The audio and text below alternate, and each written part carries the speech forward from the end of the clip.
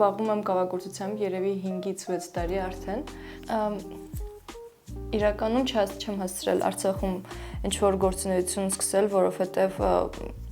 տեղափոխվել էի Երևան ուսանողության համար,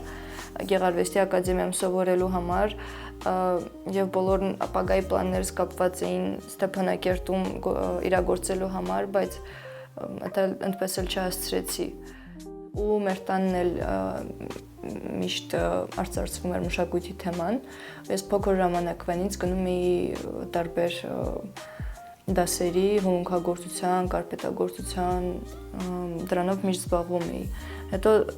դրա համար էլ հեշտ եղավ ինձ համար մասնագիտություն ընտրել, միանգամից գիտեի ինչով եմ զբաղվելու։ Իմ ուսանողական տարիներին, քանի որ ես սովորել եմ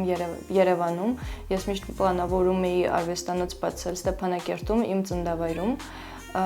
եւ պլանավորում էի գործունեությունս այնտեղ ծավալել, բայց քանի որ շրջափակում սկսեց եւ չկարողացա վերադառնալ տուն, մտածում էի, թե ոնց կապոխել աշխատանքս այստեղ։ Ես նաև զբաղվում եմ վիզուալ արվեստով։ Սրանք 3 հատ են ու ստեղծվել են հին սովետական ժամացույցի մասնիկներով։ Ես կարծում եմ, որ փոքր կենդանիներ կամ էլ խաղալիքներ սարքելով, ստեղծելով, ես փորձում եմ խուսափել այս դժվար ժամանակներից, ծանր խնդիրներից,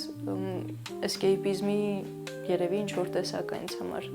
որը տանում է դեպի մանկություն, դեպի խաղաղություն եւ անհոգություն։